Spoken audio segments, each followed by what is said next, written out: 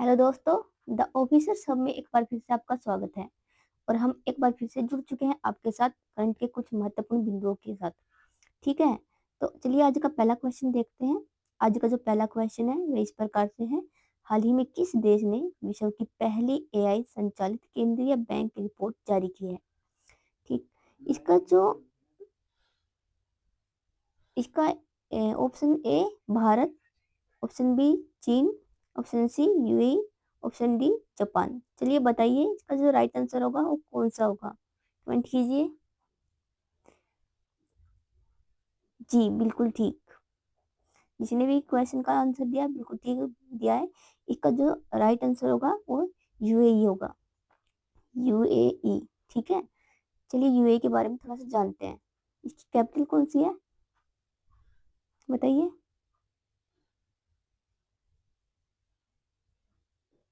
Abu Dhabi. ठीक है,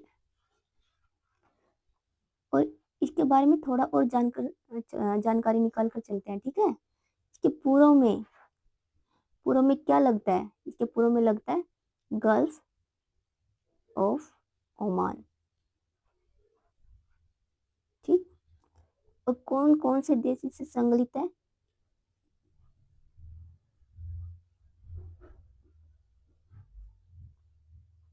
Saudi अरब,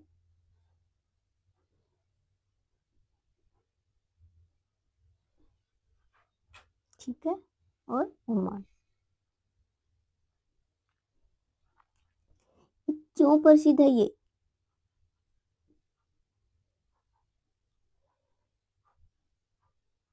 तेल उद्योग के कारण।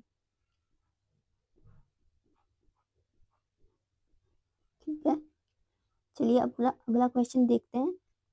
अगला हमारा जो क्वेश्चन नंबर 2 है वो इस प्रकार से है। हाल ही में इसरो द्वारा लॉन्च किया गया एक्स रे पोलारीमीटर सैटेलाइट कौन सा है? A Aditya L1, B XPoSat पोस्ट, और सी रेस्टा 2 बी, और डी जो है इनसेट 3D। चलिए इसका आंसर बताइए। बताइए। जी बिल्कुल ठीक है। इसका जो राइट आंसर होगा बी होगा, एक्स पोस्टा। एक्सपोस्टा के बारे में थोड़ी जानकारी रखते हैं। चलिए क्या है एक्सपोस्टा, चलिए बताते चलते हैं। एक्स पोस्टा, ठीक, ये क्या है? ये एक्सरे पोलीमीटर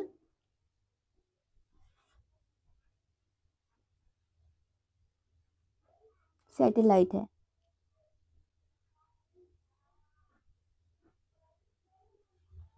और किसके द्वारा लॉन्च किया गया है?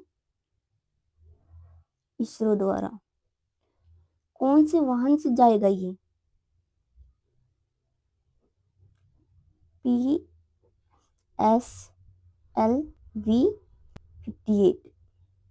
ठीक है, और कहाँ स्थापित किया जाएगा? लो अर्थ ऑर्बिट में।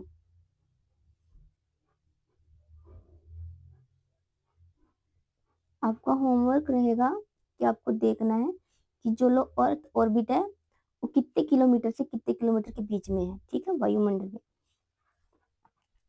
अगला क्वेश्चन है ग्लोबल फायर पावर इंडेक्स 2025 में सैन्य शक्ति के मामले में भारत का स्थान कौन सा है? क्वेश्चन देख लीजिए एक बार फिर।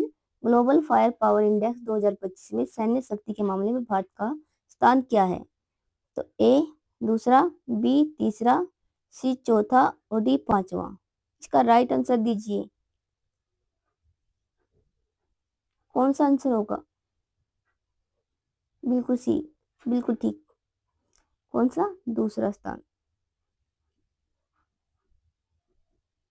ठीक है, अगला क्वेश्चन देखते हैं। हाल ही में यूनेस्को ने किस भारतीय शहर को क्रिएटिव सिटी ऑफ लिटरेचर घोषित किया है? ए जयपुर, बी कोझिकोड, सी वाराणसी, और डी कोलकाता। आंसर लगाइए इसका, क्या होगा? क्या होगा? वाराणसी कौन बोल रहा है? नहीं, इसका जो राइट आंसर है वो कोझिकोड है। ठीक है, कोझिकोड के बारे में थोड़ा सा चलते हैं जानते हुए कि कोझिकोड को प्राचीन समय में क्या कहा जाता था। ये जो है इसको क्या कहते थे? कालीकट। कालीकट से कुछ याद आया? कालीकट क्यों फेमस है हिस्ट्री में? कालीकट पे ही जो जोमिरिन शासक थे उनका प्रमुख बंदरगाह था। ठीक है,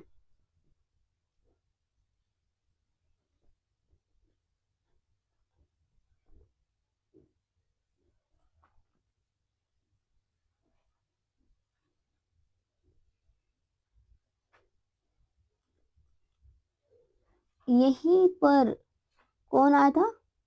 1498 में वास्को डी गामा।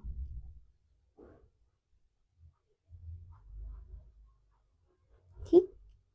और एक और बात, ये क्यों प्रसिद्ध था? अपने लौंग व मसालों के कारण।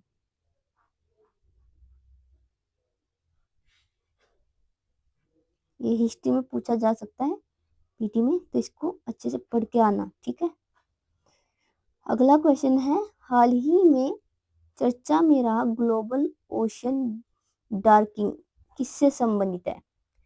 ग्लोबल ओशन डार्किंग किससे संबंधित है? ठीक है, ए समुद्र का अम्लीकरण, बी समुद्र में प्रकाश की कमी, सी समुद्र में धाराओं में बदलाव, और डी समुद्रीय प्रदूषण। इसका राइट आंसर दीजिए। क्या आंसर हो सकता है इसका? क्या समुद्रों में अम्लीकरण हो सकता है, या समुद्रों में प्रकाश की कमी, या समुद्रों में धाराओं में बदलाव, या समुद्री प्रदूषण? राइट आंसर क्या हो सकता है इसका? जी बिल्कुल ठीक, इसका राइट आंसर बी होगा, समुद्रों में प्रकाश की कमी। क्या होता है ग्लोबल ओशन डार्किंग?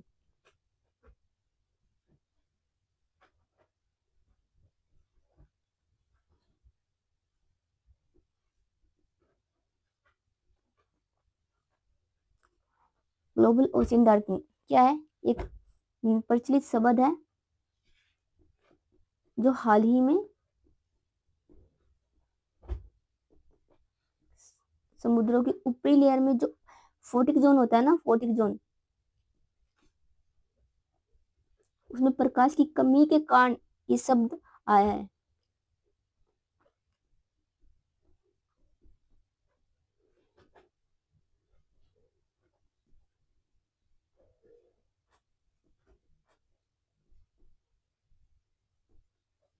फोटिक जोन कहाँ तक मिलेगी आपको समुद्रों में? बिल्कुल ठीक, ये मिलेगी 100 से 200 के बीच, 200 मीटर। ठीक, इसको क्या कहते हैं? समुद्री खास मैदान। और जो मोस्ट इम्पोर्टेंट जैव विविधता समुद्रों की यहीं पर मिलती है, जैसे छोटी मछलियां होगी और फाइटोप्लैंक्टन। अगर इसमें प्रकाश की कमी हो जाएगी तो इसमें क्या इम्पैक्ट पड़ेगा इसका समुद्री जैव विविधता पर? अगर इसमें प्रकाश की कमी होगी तो क्या होगा? ऑक्सीजन की भी कमी हो जाएगी।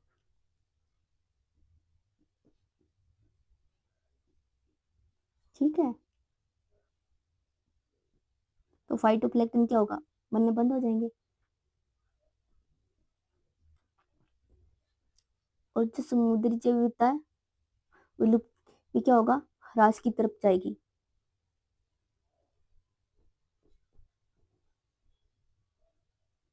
ह्रास होगा।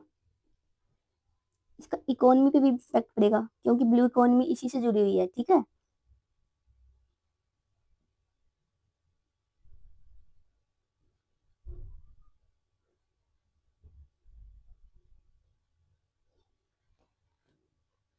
अगला हमारा जो नेक्स्ट क्वेश्चन होगा क्या है? भारत का पहला समर्पित स्लोथ भालू अभ्यारण्य कहाँ पर स्थित है? ये क्वेश्चन पहले भी मैं आपको करा चुकी हूँ, तो इसका राइट आंसर दीजिए। ए मध्य प्रदेश, बी उड़ीसा, सी कर्नाटक, डी छत्तीसगढ़। काफी चर्चा में रहा है क्वेश्चन, तो बताइए इसका जो राइट आंसर होगा क्या होगा।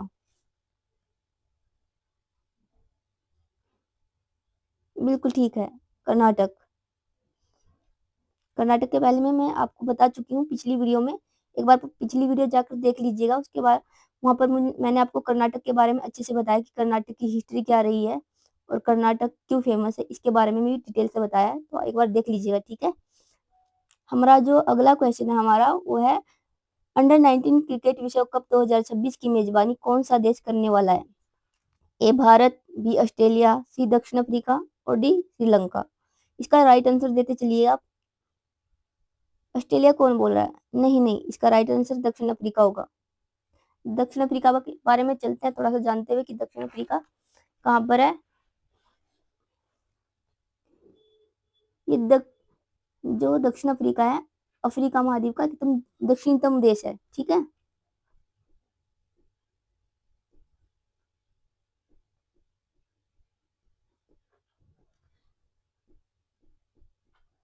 दक्षिणतम देश। और इसकी कितनी कैपिटल है? 3। कौन कौन सी? प्रिटोरिया, प्रिटोरिया जो इसकी कौन सी कैपिटल है? एग्जीक्यूटिव, ठीक है, कार्यकारी। और दूसरी है कैपटाउन। कैप्टन कैपटाउन है इसकी विधायी कैपिटल। ठीक है, और अगली है ब्लैक एम फोर्टेन। ये न्याय की राजधानी है।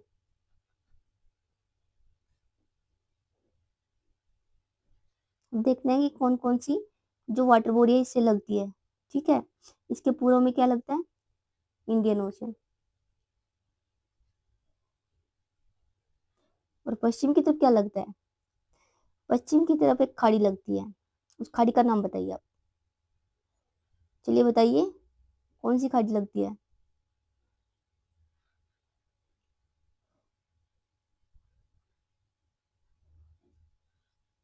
बिल्कुल ठीक, सेंट हेलेना।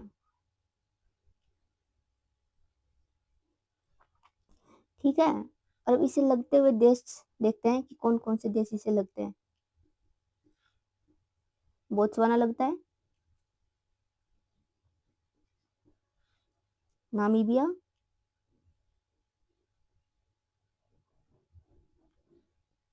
जिम्बाब्वे और मोजाम्बिक। कल मैंने एक क्वेश्चन बताया था आपको, बोत्सवाना से हम क्या लेके आए हैं, बताइए।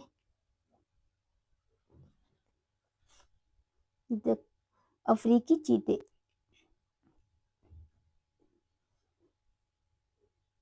इंडिया लेके आया कहाँ से? बोत्सवाना से अफ्रीकी चीते। ठीक है, हाल ही में चर्चा में रहा ऑपरेशन सिंधु किससे संबंधित है? ए अंतरिक्ष मिशन, बी साइबर सुरक्षा, डी भारतीय नागरिकों की सुरक्षा निकासी और सी क्या था? भारतीय नागरिकों की सुरक्षित निकासी और डी क्या है? आतंकवाद विरोधी अभियान। इसका राइट आंसर दीजिए, दीजिए। जी बिल्कुल ठीक है, इसका राइट आंसर क्या है? भारतीय नागरिकों की सुरक्षित निकासी। ये भारत क्या चला है? भारत सरकार द्वारा चला गया है। इसमें जो महत्वपूर्ण रोल निभाती है नौसेना और वायुसेना। कहीं पर भी जहां भारतीय नागरिक किसी ऐसी क्रिटिकल कंडीशन में फंसे होंगे तो वहां से इस ऑपरेशन के द्वारा उनको निकाला जाता है। ठीक है, अगला क्वेश्चन है स्टार्टअप इंडिया योजना किस मंत्रालय द्वारा संचालित की गई है? ए एमएसएमई मंत्रालय, बी वित्त मंत्रालय, सी वाणिज्य एवं उद्योग मंत्रालय और डी गृह मंत्रालय। राइट आंसर दीजिए। बिल्कुल ठीक, वाणिज्य एवं उद्योग मंत्रालय। अगला क्वेश्चन है हाल ही में आरबीआई ने किस भुगतान प्रणाली को अंतरराष्ट्रीय स्तर पर बढ़ावा देने की पहल की है? ए निफ्ट, बी आरटीजीएस, सी यूपीआई और डी आईएमपीएस। इसका राइट आंसर दीजिए। आप सबको पता ही होगा। बिल्कुल ठीक है, यूपीआई। अगला क्वेश्चन है, ई डीएनए तकनीक की प्रमुख विशेषता क्या है? ई डीएनए जो है एक तकनीक है, उसकी प्रमुख विशेषता क्या है?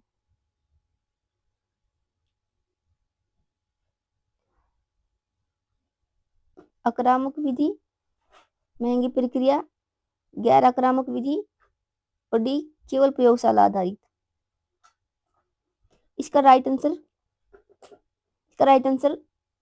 ए नहीं बी सी होगा, सी गैर आक्रामक विधि। ठीक है। अगला क्वेश्चन है, ब्लू वॉशिंग। ब्लू वॉशिंग शब्द का प्रयोग किस संदर्भ में किया जाता है? ग्रीन वॉशिंग तो आपने सुना ही होगा। एक नया शब्द और है, ये ब्लू वॉशिंग है।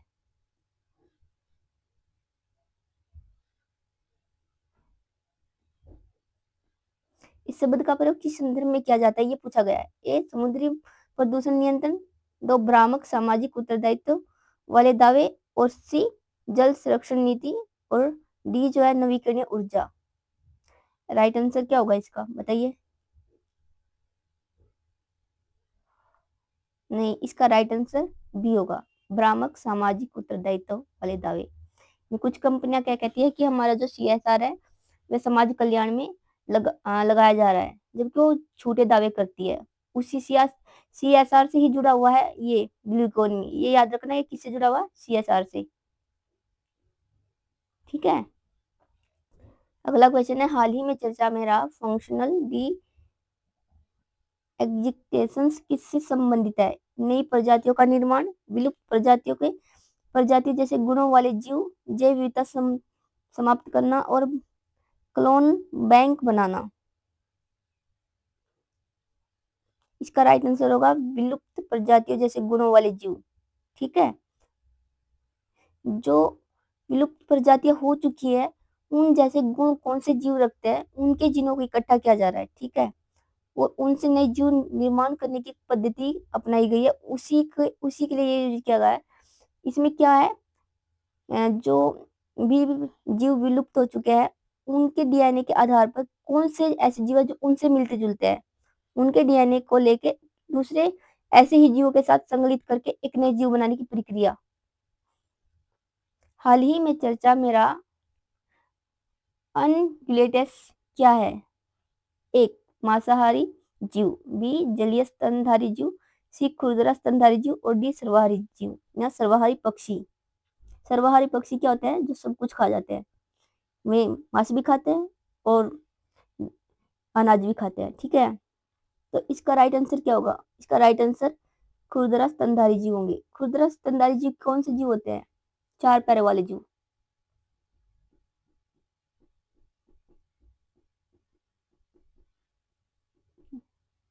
जो उष्णकटिबंधीय घास के मैदानों में अक्सर मिलते हैं।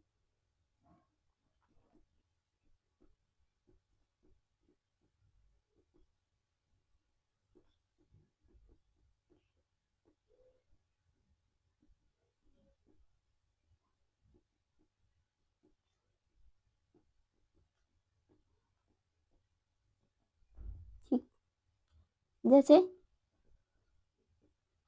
जेबरा हुआ, ये मोस्टली क्या खाते हैं? ये तो मोस्टली घास वाले जीव होते हैं। ठीक है। और इसमें मांसाहारी जीव भी शामिल रहेंगे।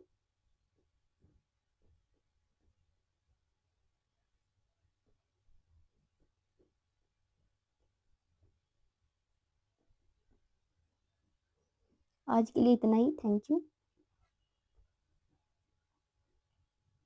कल फिर मिलते हैं।